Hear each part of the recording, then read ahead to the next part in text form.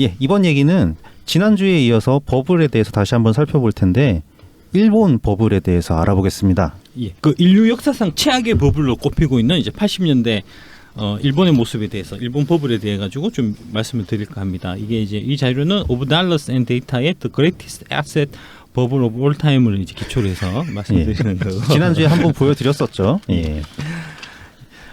요 이제 표 지난주에 보여드렸던 표 다시 한번 보여드릴 거고요. 여기 보시면 재팬이 이제 가장 큰 그 버블이다.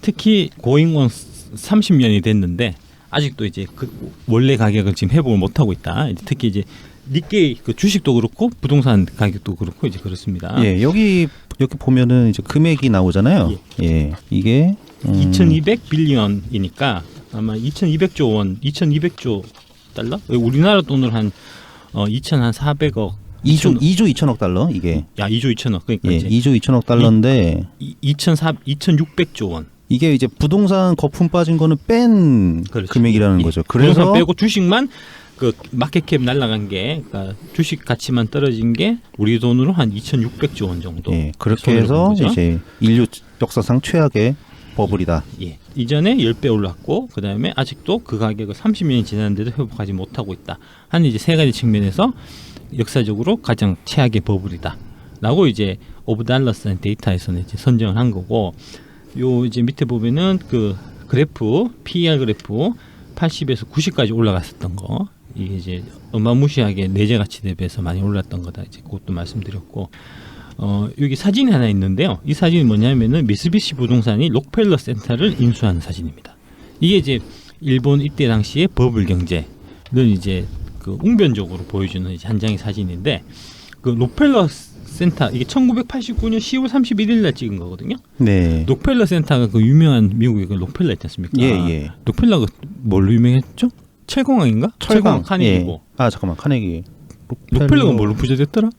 금융 아닙니까? 하여튼 뭐 엄청 유명하죠. 예. 참 석유인가? 부끄럽네. 석유인가? 록펠러가? 하여튼 그래서 록펠러 센터가 이제 미국에서 아주 좀 상징적인 그런 이제 가치가 있는 그런 부동산이었는데, 석유네요. 스탠다드 오일을 설립한. 예, 맞아요. 예. 석유왕이었는데 그 사람이 이제 죽으면서 미국은 또 부자들이 살아있을 때는 막 그 되게 지저분하게 돈을 벌어갖고, 또 죽기 전에는 그 록펠러 센터 같이 카네기 재단 뭐 이런 것처럼 이제 사회에 좀 공헌하는, 좀 기부하면서 이렇게 죽는 그런 경우들이 많더라고요. 예, 그래서 너무 거친 숨소리가 들려서 죄송합니다. 예. 계단 타고 요게 이제 그 일본의 80년대 말에 버블이 생겼던 그 원인을 좀 들여다보면 플라자 합의를 얘기하지 않을 수가 없습니다. 네. 85년 9월 2일 날 플라자 합의라는 게 있었는데, 이게 이제 뉴욕의 플라자 호텔이라고 있어요. 거기서 이제 합의를 했다고 해서 그 호텔 이름을 따서 플라자 합의라고 하는 겁니다. 골자는 뭐냐면은 엔하고 마르카를 평가 절상하는 거. 이때 당시에 그 미국이 이제 무역 적자가 되게 많았고, 이때 무렵에 특히 일본 차들이 미국 시장을 막 점령을 해갖고 네. 막 그 일본 차들 막 불지르고 도끼로 막 때려 부수고 하는 네, 그런 거 혹시 보신 기억 날 겁니다. 이게 이제 이 무렵이거든요. 네.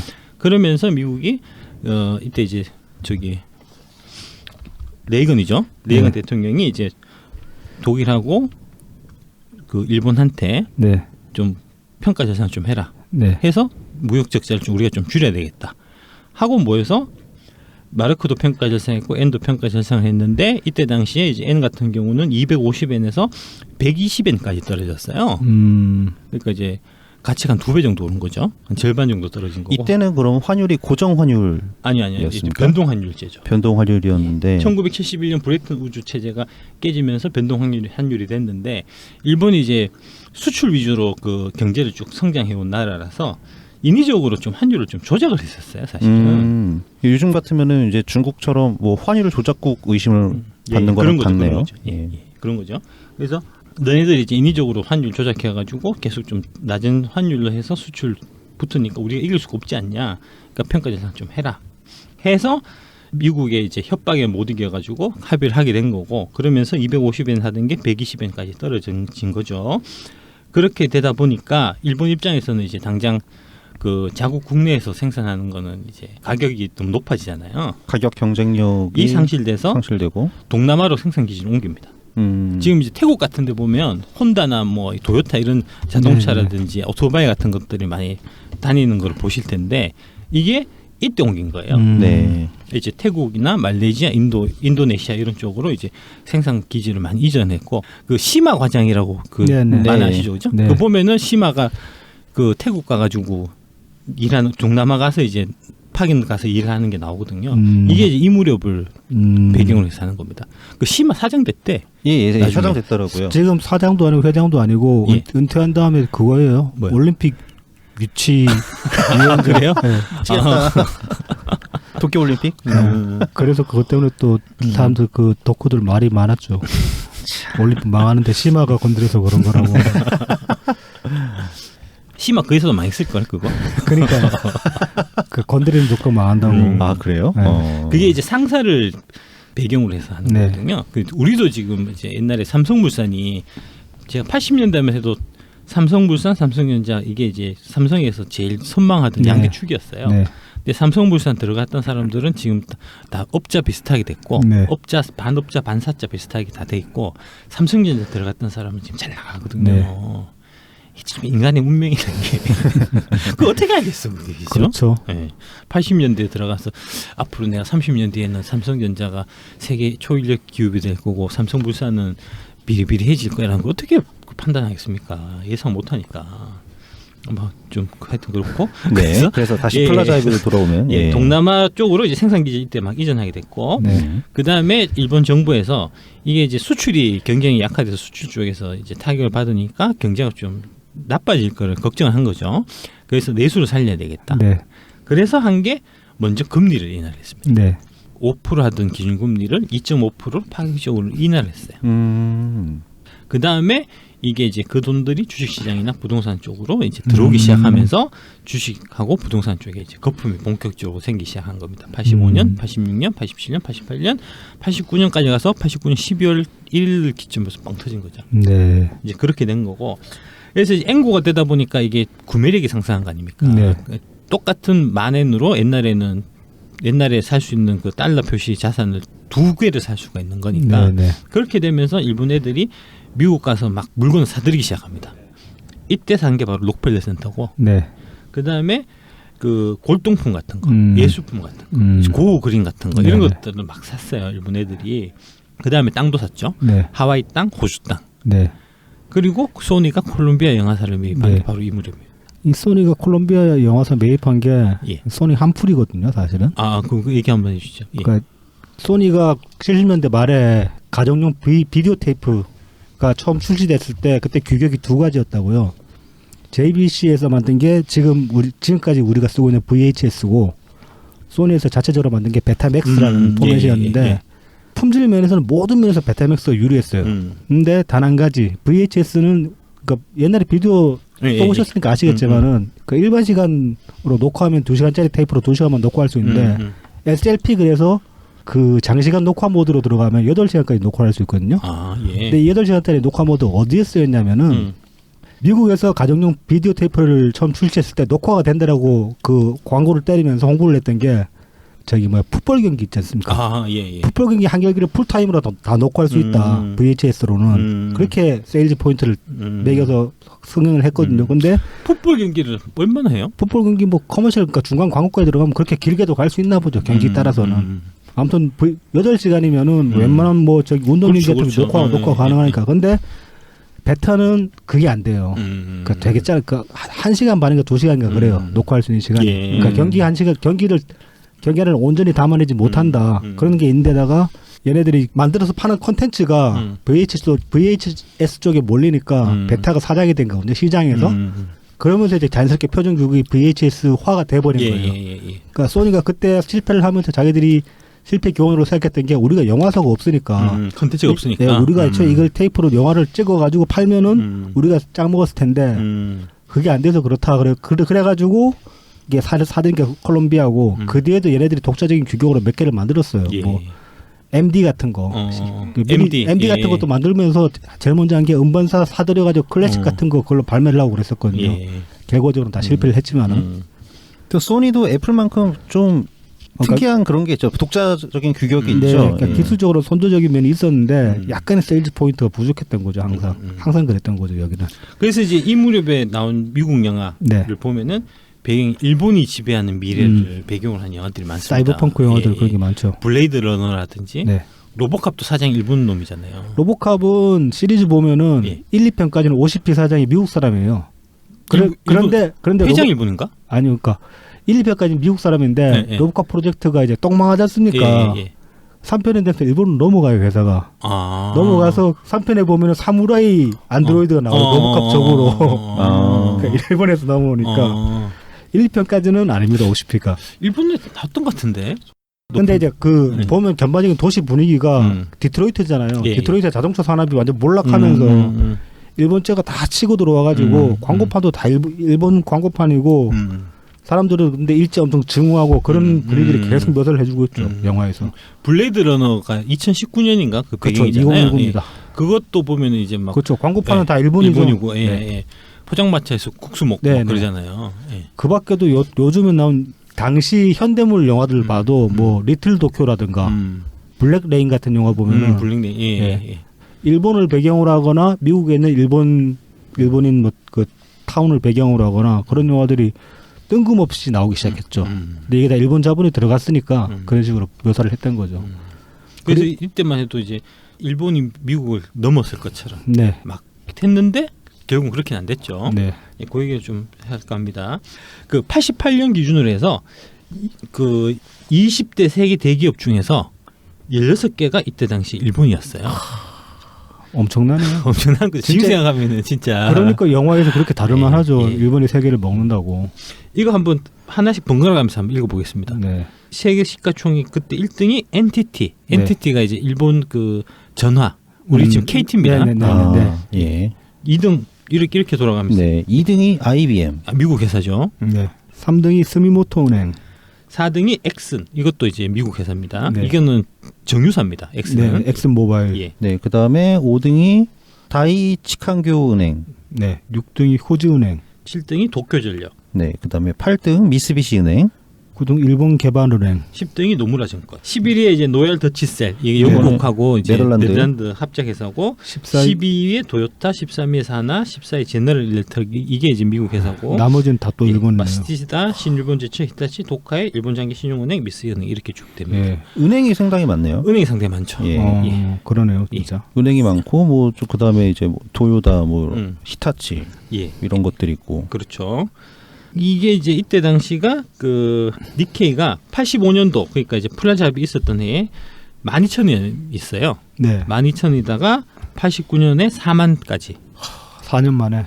그렇죠. 4년 만에 한 3배, 3.5배 정도 오른 거죠. 근데 이제 이게 이때가 달러가 250엔 하다가 120엔 됐으니까 달러 기준 하면은 6배 넘게 오른 겁니다. 7배 가까이 오른 거니까 이제 어마무시한 거죠. 네. 이 상황에서 미국의 헤지 펀드들이 이제 숏을 쳤다가 네. 완전 쌍코피를 이만큼 오를 줄 모르고. 예, PER 40 말도 안 돼서 이제 들어갔다가 거기서 이제 두 더블 세 더블 맞고 막 손 들고 이렇게 된 거예요. 나중에 PER 80, 90 갔으니까 네. 이 그 뭐 옛날에 이제 우리 닷컴 버블 할 때 네. 그때도 막 이제 뭐 PER 뭐 100배, 200배 새로운 기술 막 20만 원, 30만 원 막 가고 그랬었잖아요. 네. 뭐 그런 상황하고 비슷한 거죠. 이때 당시. 그리고 아까 쭉 말씀드렸듯이 은행하고 이런 쪽 애들이 많잖아요. 네네. 이게 이제 딱히 산업은 사실 별 볼 일 없는데 이게 돈이 자꾸 유동성이 들어와서 주가가 올라가는 이런 상황에서 이게 은행들이 올라간다. 그러니까 이 은행이 많이 포진되어 있는 것만 봐도 네. 좀 정상적인 상황은 아니다 하는 이제 일면이 보이는 거고 이때 당시 시가총액 1등을 기록했었던 NTT 같은 경우는 네. 독일 상장 기업 전체보다 더 시가총액이 더 컸다고 해요. 네. 이 NTT 하나를 팔면 독일 기업 전체를 팔 수 있습니다. 어마무시하죠. 지금 이제 포브스 기준으로 해서 우리가 그 세계 최대 재벌 이런 거 발표하잖아요. 네.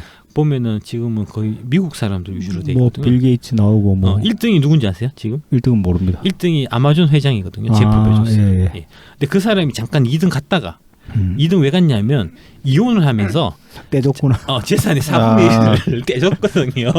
그래가지고 이제 1등 하다가 2등 떨어졌는데 네. 다시 또 회복하고. 예, 올해 이제 그 저기 주가가 아마존 주가가 많이 올랐어요. 코로나 때문에 예, 그렇겠죠. 그 저기 뭐야? 언택트 예. 붐을 불고 막 주가 올라가지고 최근에 1등을 다시 탈환했다 하더라고. 그 이제 뭐 1등이 거기고 뭐 그다음에 빌 게이츠, 뭐 워렌 버핏, 그다음에 그 LMVH라고 루이비통 회장. 네. 그게 프랑스 사람인데 그 사람이 보통 한 3, 4등 정도 하고 뭐 그렇거든. 대충 수준. 네네. 그런데 이때 당시에는 포브스 제 1등에서 4등까지를 다 일본인이 차지했었어요. 대단하네요. 대단하죠. 네. 1등이 누구냐면은 스스미 요키야키 세이부 그룹 회장. 네. 이 사람이 전 세계에서 가장 큰 부자인데 이 사람이 뭘 갖고 있었냐면은 철도, 네. 백화점, 골프장 27개, 와. 스키장 25개, 와. 호텔 56개 이렇게 갖고 있었고 뭐 어마무시하네. 더 이제 이 경악할 만한 거는 2등입니다. 세계 두 번째 부자. 그러니까 누구냐 하면은 모리 다이키치로라는 분인데 이 사람이 요코하마 상대 학장이에요. 교수예요, 교수. 대학 네, 교수. 네. 대학 교수가 세계 2등인데 대학 교수가 왜 세계 2등이냐면 이 사람이 아르바이트로 빌딩을 사 모아 갖고 아르바이트로 빌딩을 사. 빌딩을 이제 82개를 샀어요. 가능하나? 이때 당시에 대출이 막 됐으니까 아마 이제 이 교수님이니까 그 부잣집 따님하고 아마 결혼하지 않았을까. 그래서 이제 빌딩 한 채 있는 걸 그 기반으로 해서 이 한 채를 담보 잡히고 한 채를 더 사고 야. 이런 식으로 해서 82개를 만들어 갖고 세계 두 번째 부자가 된 네. 거예요. 진짜 어이가. 그러니까 이제 어이없는 거죠. 네. 이게 이제 정상적인 기업을 운영하는 사람이 아니고 네. 더 이제 또 경악할 만한 거는 더 놀랄 만한 거는 이 4등이 되게 놀랄 만한 사람. 롯데 신격호 회장이 4등이었어요. 네. 88년, 89년에 세계 네 번째 부자가 롯데 신격호였는데 신격호가 롯데에서 이제 일본에서 부동산을 많이 샀거든요. 이제 백화점하고 하려면 부지가 네. 많이 필요하니까 그래서 사 모으다 보니까 당시 신격호 회장이 세계 네 번째 부자였다는 거. 이거는 잘 모르시는 분들이 많을 겁니다. 그러게요. 이때 자부심으로 롯데타워 특수역에 또 그렇게 그렇죠, 날려줬구만. 그렇죠. 아마 그랬었지 않았을까. 그랬던 주가가 89년에 12월달에 갑자기 떨어집니다. 네. 4만에서 91년 불과 2년 만에 1만 4천까지 떨어지는데 이게 3분의 1 토막 난 거예요. 그 다음에 이제 잠깐 반등하다가 다시 쑥 떨어져서 2008년 글로벌 금융위기 맞고 2009년에 7천까지 갑니다. 네. 이게 이제 5분의 1 토막 난 거죠. 20년 동안 주식을 갖고 있었는데 20%밖에 안 남은 거예요. 네. 환장하죠. 어. 그 이후에 이제 지금 저기 아베가 들어와가지고 이제 아베노믹스 하면서 조금 회복을 하긴 했는데 아직도 2만밖에 안 된다는 거. 그러니까 그만큼 이때 당시에 이제 거품이 심했다는 걸 알 수 있는 거고 이때 유행했었던 게 뭐냐면 일본 말로 자이테크. 네. 우리가 재테크 하잖아요. 네. 이게 80년대 생긴 말입니다. 일본의 자이테크가 넘어온 겁니다. 예. 이 조어 자체가 예. 재테크가 이게 한자하고 영하고 섞어 쓰는 그러네요. 말입니다. 일본식. 예, 예. 일본식이 좋네요. 딱에. 네. 예, 예. 그래서 이 자이테크의 문제점은 뭐였냐 하면은 재테크는 사실 개인이 하든지 네. 이래야 되는데 개인도 하고 기업도 하고 은행도 한다. 그러니까 만약 예를 들어 갖고 이제 엔티티 같으면 엔티티에서 장사는 장사대로 하고 나머지는 돈을 대출해서 그거 가지고 다른 회사 주식을 사는 거예요. 네. 은행도 돈 받아 갖고 예금 받아서 대출해주고 끝나야 되는데 예금 받아서 대출하는 거는 별개로 하고 그 다음에 돈을 딴 데서 갖고 와가지고 그거 가지고 주식을 막 사는 거예요. 네. 땅도 사고. 네. 이러니까 이제 서로 사주고 기업이 은행 주식 사주고 은행이 기업 주식 사주고 이런 식으로 주고받고 하면서 주가가 막 올라간 거고 빌딩이나 부동산도 마찬가지로 그렇게 했다가 이제 주식은 이렇게 꺾였고 이제 다음 또 더 큰 거는 부동산이니까 여기 이제 그래프를 한번 보시면 이게 1913년 이후 세계 주요국의 실질 부동산 가격 추이인데 네. 일본만 확 올라가 있잖아요. 그러네요. 완전히 따로 노네요. 완전 이게. 따로 놀잖아요. 그러니까 일본하고 다른 나라하고 이게 집값 부동산이 완전 움직이는 게 달라요. 1913년부터 보면은 미국, 영국, 호주 등 14개 나라는 100년간 보통 실질 가치 기준으로 해서 한 4배 정도 올랐습니다. 네. 이 4배가 오른 거는 이제 그 실질 GDP 오른 거하고 거의 비슷하게 움직였다라고 보시면 되는데 일본은 어떻게 했냐면 일본은 100년 동안에 31배가 상승한 이후에 그 다음에 25년간 50%가 하락했습니다. 네. 그래서 이제 완전 이상한 네. 예, 이런 그래프를 그리고 있고 이게 이제 경제가 일본 경제 자체가 좀 갈라파고스 경제, 일본만 좀 독특한 면이 섬나라라서 좀 그런 면이 되게 많은데 부동산도 좀 세계 갈라파고스 형태로 이렇게 돼 있고 이때 당시에 이제 은행에서 LTV를 지금 우리 같은 경우는 한 70%, 60%, 70% 하고 그다음에 저기 규제 지역은 뭐 30%만 주고 그다음에 DTI도 있고 뭐 다양한 규제가 있잖아요. 네. 그러니까 담보 가치보다는 조금 할인해서 해야 은행이 건전하잖아요. 안전하죠. 떨어져도 안전하니까. 근데 이때 당시 일본은 LTV를 200%까지 인정해 줬습니다. 내가 10억짜리 집을 사면 20억을 대출해 주는 거예요. 아유, 그러니까 이거 대놓고 버블을 만들자 이거. 예, 예. 정부에서 앞장서서 이만큼 돈을 주체할 수가 없었던 겁니까? 그렇죠. 예, 그렇죠. 이렇게까지 그러니까는 이 플라자 합의하고 나서 그러니까 한마디로 일본이 수출이 조금 어려워지는 예. 환경이 됐잖아요. 그러니까 같은 액수만큼 팔아도 N으로 가격이 바꾸면은 예, 예. 예, 그러니까 절반으로 아니죠. 2배로 2배로 올라가는데 오른 거죠. 대신에 이제 잘 안 팔리는 거죠. 너무 비싸니까. 아, 2배로 갑자기 올라가요. 가격이 2배가 되니까 덜 팔리는 거죠. 덜 팔리는 거지. 무역에서 이제 옛날만큼 줄어드는- 재미를 이제 못 그렇죠. 보는 거잖아요. 예, 예. 그게 그 그렇게 안 좋나? 그 부분만큼을 그 GDP가 그 이때 당시에도 뭐 일본이 80년대 같은 경우만 해도 막 10%씩 7% 8%씩 막 고성장을 하고 있었거든요. 그러다가 플라자 합의에서 성장이 떨어질 것 같으니까 그걸 어떻게든 성장률을 6% 7%를 유지를 하고 싶었던 거야. 일본의 그 저기 자민당 정부가 그러다 보니까 무리를 하게 된 거죠. 예, 그러니까 정치적인 욕심이 들어간 것 같아서요. 그렇죠. 예. 예. 그러니까 이제 그때 말씀드렸잖아요. 그 노무현 정부가 있을 때 민주당 이런 쪽에서 그때 한 5%씩 막 성장하고 이랬었는데 예. 민주당 정부에서 재정 적자 좀 해서 부동산 경기 살려갖고 6% 7% 성장하도록 하자 하는 얘기를 많이 했었다니까요. 네. 근데 이제 노무현 대통령이 안 돼 이렇게 해가지고 미래를 보고 내가 그 캐나다 총리 그때 말씀드렸었잖아요. 네네. 그런 식으로 이제 카트를 시켜갖고 안전하게 건전하게 간 거거든요. 이게 근데 여기는 이제 자민당 정부가 또 의원 내각제다 보니까 예. 의원들 말을 또 안 들을 수가 없으니까 오케이 해서 막 밀어붙인 거죠. LTV 200%까지. 네. 그러니까 버블이 안 생길 수가 없는 거죠. 그러니까요. 예. 그거를 이제 이게 가장 적극적으로 가장 앞장서서 했던 사람이 아까 세계 2등 은행인 대학 교수.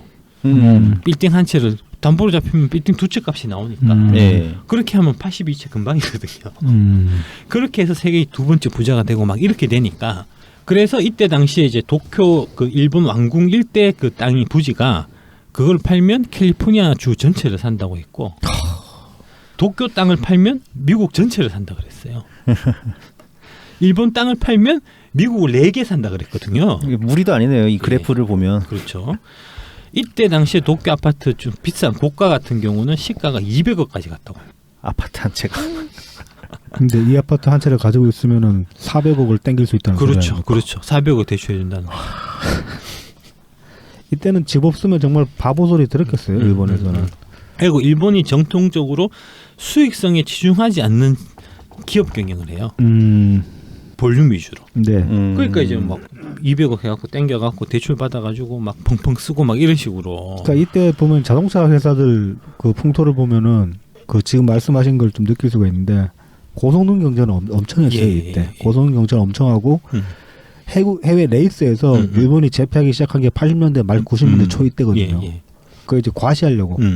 물론 이제 그게 뭐 자기 기업 이미지 높이는 데 도움이 되긴 했지만은 고성능 경쟁에서 일본이 제일 두각을 보이기 시작한 때가 이때거든요, 바로. 그러니까 미국은 이제 주주 위주로 경영을 하는 거고 네. 일본은 주주 위주로 경영을 안 해요.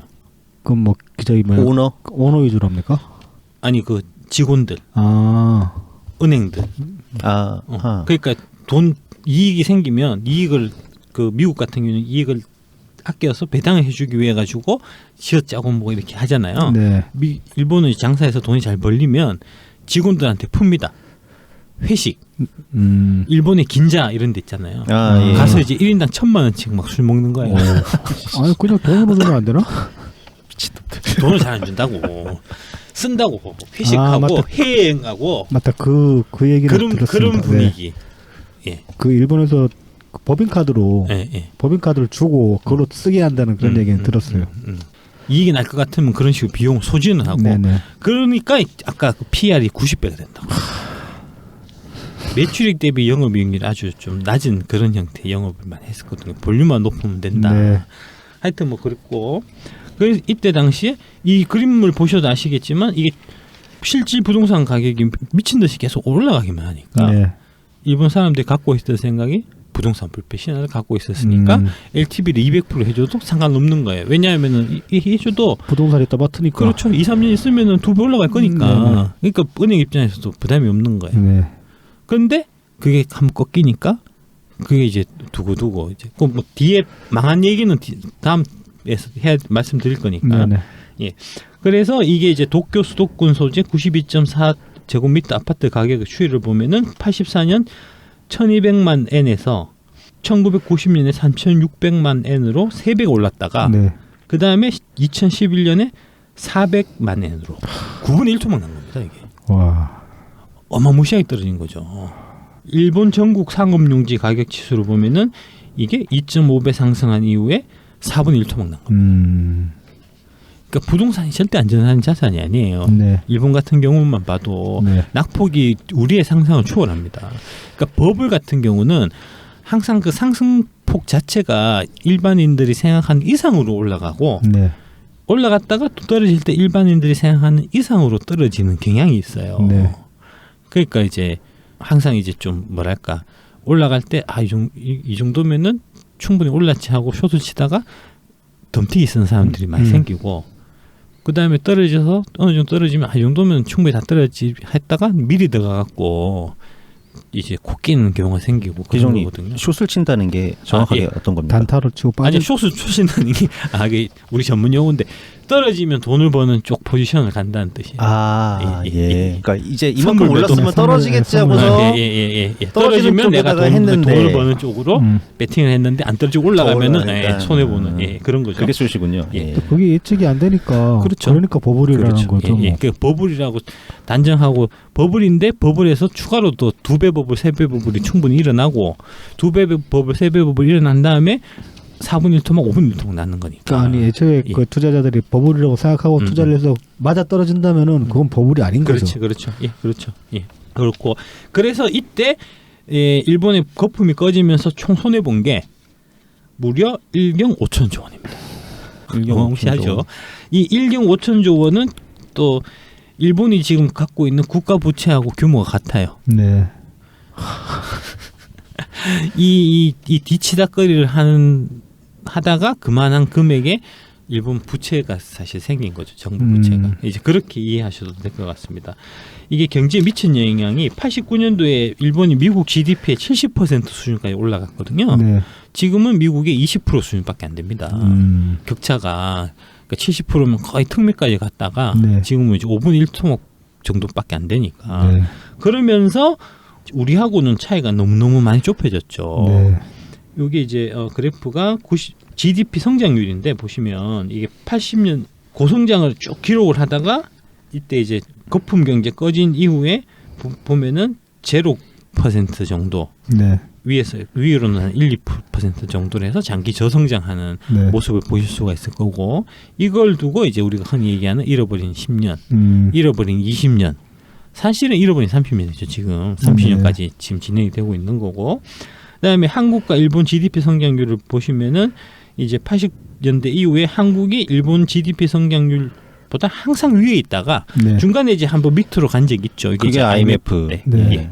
이렇게 해서 항상 성장률이 한 2% 3% 이상 일본을 계속해서 초과를 하니까 이게 90년대만 해도 일본하고 한국하고 1인당 GDP가 한 5대1 정도 차이가 났었거든요. 네. 우리가 20%밖에 안 됐거든요. 네. 그게 계속 쫓아가서 격차가 지금은 80% 수준까지 지금 쫓아가 있는 상태입니다. 이게 명목으로는 그렇고 실질 GDP로 보면은 우리가 이제 더 PPP 기준으로 보면은 우리가 이제 더 많이 나오는 그런 이제 네. 조사도 있고 그렇죠.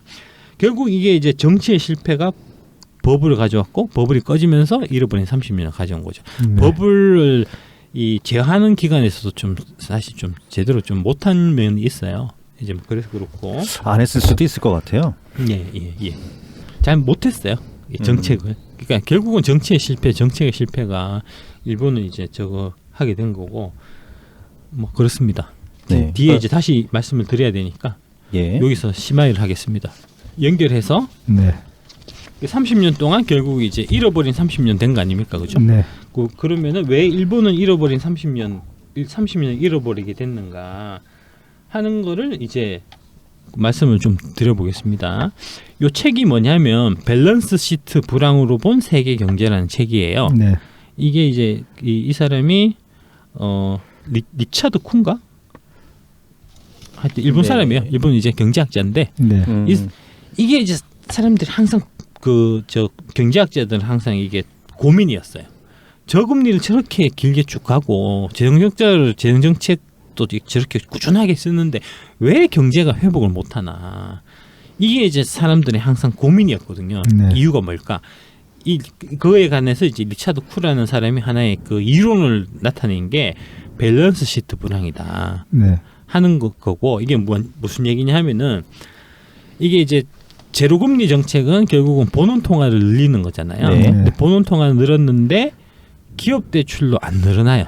그러니까 돈을 일본 중앙에서 찍어갖고 은행을 줬는데 은행은 갖고 있는 거예요. 네. 기업 대출로 안 가는 거예요. 그러니까 네. 이제 본원 통화 양은 늘려도 제로금리는 해도 화폐 통화량은 안 늘어나니까 인플레이션이 안 생기고 이제 오히려 디플레이션으로 가는, 이게 밸런스 시트 불황이다 하는 게 이제 이 사람의 주장이고, 지금 뭐 EU 같은 곳에서 고민하는 거랑 비슷하네요. 똑같은 겁니다. 예, 같은 맥락입니다. 예. 왜냐하면 왜 이렇게 되냐면 일본 기업들이 본업인 이제 영업 안 하고 재테크를 네. 하다가 재테크를 하면서 땅 사고 그다음에 다른 기업에 투자하고 하다가 물려갖고 빚을 갚게 바쁜 거예요. 네. 너무 부채가 많으니까 이게 장사가 영업을 해서 어느 정도 돌아가도 그거를 이제 추가적으로 돈을 더 해가지고 뭐 이 신사업을 한다든지 공장을 짓는다든지 하는 게 아니고 돈을 버는 족족 은행 빚을 갚기 바쁘다 보니까 돈을 안만 찍어도 일본 중앙은행, 일본은행, 중앙은행, 일본은행만 왔다 갔다 하고 기업은 돈을 계속 갚기만 하고 해서 밸런스 시트 불황이 생긴다 하는 게 이제 이 사람 주장이고, 제가 봤을 때는 상당히 좀 의미가 있어 보이고, 지금 상황이 사실 이거하고 좀 비슷하게 움직이는 그렇죠. 겁니다. 한국 상황이랑 비슷하죠. 예, 한국 상황도 그렇고 해외 상황도 그렇고, 이게 이제 EU 같은 ECB 같은 경우에 벌써 그 마이너스 금리, 네.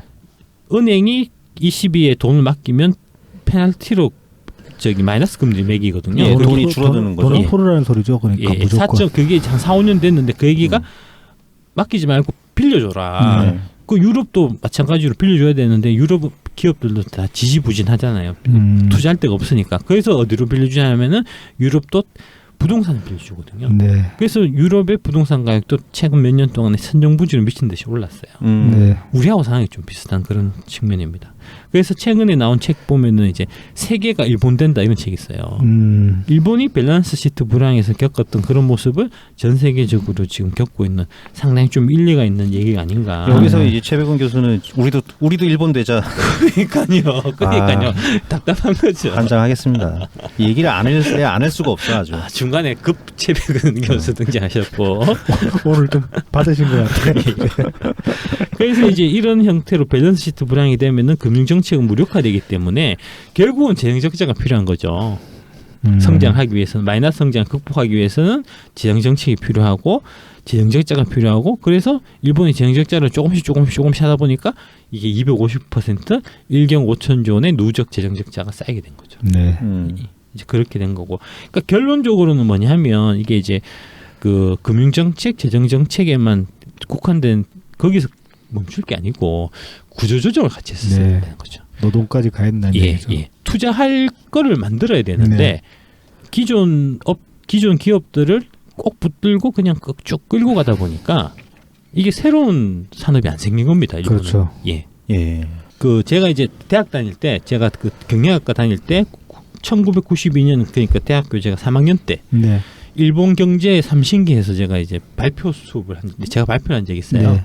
그때 이제 3신기가 뭐냐면은 평생 고용, 네. 연공 서열, 네. 그다음에 매출액 위주의 경영, 이런 것들이 일본 기업들의 경쟁력의 원동력이 돼가지고 미국을 지금 따라잡고 있다 네. 하는 찬양하는 제가 역시 당시만 해도 당시만 해도 그때도 지금도 그렇지만 그때도 예. 일 빠졌군요. 80년대 일본에 막 잘 나갈 때 미국 그렇죠. 사람들이 우리가 자꾸 지니까 네. 왜 저렇게 일본은 우리보다 잘하나 해갖고 보니까 아 저긴 평생 고용하고 네. 그다음에 연공 서열로 이제 매년 조금씩 월급 올라가니까 사람들이 기업에 너무 충성을 한다. 네. 회사 오면 집에 갈 생각을 안 하더라. 네. 그다음에 여기 이제 매출액 위주로 경영을 하니까 이게 네. 덩치 키우는 쪽을 하니까 계속 자리가 네. 이게 승진하는 거예요. 네. 프로모션이 되고 계속 이제 신입 사원들이 들어오고 뭐 수익성을 일단 두고 하니까 그렇게 해서 하는 걸 보고 아 우리도 저 일본식으로 배워야 된다 하는 얘기를 사실 80년대 했었거든요. 네. 그걸 이제 제가 보고 그런 이제 신문 기사에 있는 걸 이제 정리해서 발표를 한 적이 있거든요. 네. 그런데 이후에 법을 붕괴하고 난 이후에 보니까 이 평생고용, 연공서열, 매출액 위주의 경영이 일본 경제의 발목을 잡더라고요. 왜냐하면 이거 직원 한 명 고용해서 이 사람 나이가 점점 들어가고 월급은 계속해서 올라가는데 그런데 이게 장사가 안 되잖아요. 그렇죠. 이 사람 한 사람으로 뽑아낼 수 있는 이익의 양은 예. 점점 줄어드니까. 일감은 계속해서 줄어드는데 기업은 점점 이제 매출액 규모는 줄어드는데 인원은 계속 그대로 유지를 해서 평생을 갖고 와야 되니까 네. 이게 결국은 수익성이 안 나고 네. 그러면 회사는 좀비 기업이 되는 거죠. 그러니까 이제 기업 회사라는 걸 딱 한마디로 말씀드리면 정의를 하면은 회사란 기업이란 돈 버는 기계거든요. 네. 근데 돈을 못 벌어요. 그럼 기계가 고장이 났으니까 고치든지 바꾸든지 예, 해야죠. 버리든지 해야 되거든요. 네. 근데 이제 돈을 못 벌어 갖고 이거를 고치든지 바꾸든지 해야 되는데 못 바꾸는 거예요. 평생 고용, 연공 서열, 매출액 위주의 경영 이런 식으로 가니까 가족적인 문화로 가니까 함부로 못 자르는 거예요. 네. 못 자르니까 이게 수익성이 회복될 일이 없고 그러니까 이게 기업들이 좀비 기업화 된다는 거죠. 그러면서 경쟁력을 계속해서 잃어가고 네. 일본 애들이 경쟁력을 잃어갈 때 그 시장을 뺏은 나라가 있는데 그게 한국이죠. 그렇죠. 원래 지금 포스코가 세계 최고의 경쟁력을 가진 그 최강 회사인데 네. 80년대는 신일본 제철이었거든요. 네. 아까 이제 20위 안에 있었던 회사입니다. 네. 세계. 네. 예. 그다음에 조선 같은 경우도 일본의 조선소가 한국 조선소보다 월등했는데 지금 일본은 조선은 뭐 삐리삐리하잖아요. 네. 그게 이제 직원들은 못 잘라서 그렇다고. 구조조정을 못해서 그런 거거든요. 뭐든 고이면 썩죠 결국. 예, 예. 그래서 이제 이런 거를 관련해서 상황 이론이라는 게 있습니다. 네. 요거 한번 읽어주시죠. 예, 상황 이론. 지도자의 역할, 기술 및 행태와 조직 구성원의 실적과 만족에 영향을 주는 상황 변수가 어떠한 것들인지를 밝혀내려는 리더십 이론. 리더십에 관한 연구는 자질 이론을 거쳐 행태의 이론이 등장하였으나 이 또한 만족스러운 이론이 못 되어 연구는 다시 계속되었다. 그 결과 효과적인 리더십은 오직 하나의 보편적인 모형이 있는 것이 아니라 조직이 처한 상황에 따라 적합한 리더십이 요구된다는 사실이 밝혀졌다. 이러한 사실에 초점을 맞춰 연구된 이론이 1960년대에 등장한 상황 이론이다. 요거를 이제 배경 설명을 좀 해드리면 옛날에는 이게 X 이론이라는 게 있고 Y 이론이라는 게 있었어요. X 이론이라는 건 뭐냐 하면 이제 리더십 관련된 건데 사람들은 원래 일하기 싫어하고 게으른 동물이기 때문에 때려야 된다. 이제 강압적 자꾸 쪼이고. 쪼고. 예. 그래야지 이제 효율이 올라간다는. 그게 이제 리더십 관련해서 X 이론이었어요. 그 다음에 등장한 게 Y 이론인데 Y 이론은 뭐냐면 사람들은 이렇게 오냐오냐 해주고 이렇게 우쭈쭈 해주면은 알아가지고 잘 하니까 칭찬은 고래를 춤추게 한다. 그렇죠. 예. 채찍을 주지 말고 당근을 줘라. 이게 Y 이론이에요. 네. 이렇게 해서 이제 막 이 X 이론, Y 이론 막 해서 하다가 나중에 지나서 보니까 X도 다 맞는 게 아니고 Y도 다 맞는 게 아니더라. 상황에 따라서 적절하게. 예, 적절하게 이게 이제 조직원이 좀 이제 좀 뭐랄까 좀 팀이하고 뭐 상황이 좀 이러면 쪼는 게 효율이 올라가는 경우도 있고 반대로 어떤 상황에서는 막 풀어주고 우쭈쭈 해줄 때 이게 이제 기업의 조직의 효율이 올라가는 경우가 있더라 네. 하는 케이스 바이 케이스로 접근해야 된다는 게 바로 상황 이론이거든요. 이게 지금 대통령의 리더십 아닙니까? 좌파도 우파도 그렇죠. 아닌데. 예, 그렇죠. 예. 그러니까 이 리더십 관련해서 일본이 과거 성장해왔었던 80년대까지 성장해왔었던 그 모델이 어떤 거냐 하면은 이제 대장성이라고 거기가 우리로 치면은 이제 저기 기재부 플러스 그 산업자원부거든요. 네. 그 관료들이 목표를 딱 세워요. 네. 목표를 세우고 기업들을 막 채찍질을 해요. 네. 그러면 기업들이 그 기업에 속한 회사원들이 열심히 일하고 네. 집에 안 가고 네. 가끔씩 이제 긴자에 가가지고 이제 술 한 번 마시고 네. 마셔주고 해외여행 한 번씩 가고 충전해 가서 또 막 죽으라고 일하고 네. 이런 이제 투입 대비해가지고 산출을 높이는 그래서 이제 그때 당시에 나왔던 얘기가 뭐 경제적 동물이라든지 이런 얘기가 나왔거든요. 네. 그렇게 해서 성장을 했는데 쭉 성장해 와서 그거 이제 그때까지는 베끼는 거. 네. 미국에 있는 거를 네네. 베껴오고 유럽에 있는 거를 베껴오고 할 때는 그게 먹혔는데 네. 80년대 이제 말쯤 딱 되니까 이제 더 이상 뺏길 게 없어진 거죠. 네. 그 상황에서는 목표를 제시를 못 해주잖아요. 알아서 해야 되는데 구성원들이 네. 해본 적이 없지 않습니까? 네. 어떡하지 하고 있는데 대장성은 이제 옛날에 했던 대로 요번에는 이 길로 한번 가보지 해서 했는데 그게 하는 족족 다 틀린 거예요. 네. 그러면서 일본이 망한 거거든요. 그러니까 상황에 따라서 달라져야 되고 지금 우리로 치면 우리도 사실은 이제 이 일본의 이런 산업 모델이 보면은 그 국가 사회주의 모델이거든요. 네. 그러니까 나치 모델 뭐 이런 형태로 예. 국가가 주도해서 경제를 이끌어가는 네. 그런 모델인데 그게 한계에 부딪혀가지고 그러면은 뺏기가 아니고 창조로 가야 되고 창조로 가려면은 구성원들한테 이제 그 자율성을 부여해줘야 되는데 그런 것들을 못하다 보니까 지금 이렇게 된 거고 이건 이제 우리한테도 마찬가지로 네. 우리도 박정희 시대 때 경제개발 5개년 계획해서 정부가 앞장서 가지고 이제 목표 딱딱 정해주고 우리는 요번에는 중화학고 공업이 하면 거기다 돈 때려 부어 가지고 이제 좀 그런 식으로 성장해 왔는데 우리도 마찬가지로 지금 그런 식으로 성장해 왔던 중후장대형 산업 자동차 조선 뭐 그다음에 뭐죠 저기 화학 철각 반도체는 빼고 반도체는 잘 나가니까 예 그런 것들이 지금 점점 세계 시장에서 경쟁력을 지금 잃어가고 있는 상태거든요. 그게 이제 우리 경제의 가장 구조적인 문제고 네. 그런데 그런 것들을 극복하려면 아까 말씀드렸듯이 구조조정 그다음에 이제 이게 뺏기는 게 아니고 창조하는 쪽으로 네. 이렇게 이제 전기의 패러다임을 네. 좀 바꿔줘야 할 우리도 마찬가지 그런 상황이고 일본은 그걸 못해서 이게 30년 끌고 와버렸다는 거죠. 먼저 이제 좀비 기업을 없앴어야 되고 네. 그 다음에 이게 정부가 주도하는 거에서 민간이 주도하는 걸로 네. 옮겨갔어야 되고 그 다음에 뺏기는 거에서 창조 경영 쪽으로 갔어야 되는데 네. 그런 것들을 시기를 놓치는 바람에 이게 30년을 가게 된 거고 이거는 이제 우리도 마찬가지로 지금 네. 현재 그 우리 경제가 겪고 있는 해결해야 될 그런 이제 과제가 아닌가 네. 이제 그런 얘기죠. 이 상황 이론이라는 게 결국 중용이네요, 중용. 그렇죠. 예, 그렇죠. 예, 맞네요. 예. 중용. 한두 가지 방법론에 매몰되지 말고 예. 네. 필요에 따라서 다 그렇죠. 취하라는 예, 얘기니까. 과거의 성공에 이 집착하면 안 된다는 네. 거죠. 과거의 성공 방식을 바꿔야 된다는 거죠. 지금 이제 우리가 처한 상황이 그 바꿔야 되는 이제 또 그런 상황이다 이런 얘기죠. 예, 뭐 어떤 상황에 언제나 통하는 보편적 이론이 있었으면 그렇죠. 아이작 뉴턴은 그 꼴이 나지 않았을 겁니다. 예. 네, 그럼 예, 일본 버블 이야기는 여기까지 하겠습니다.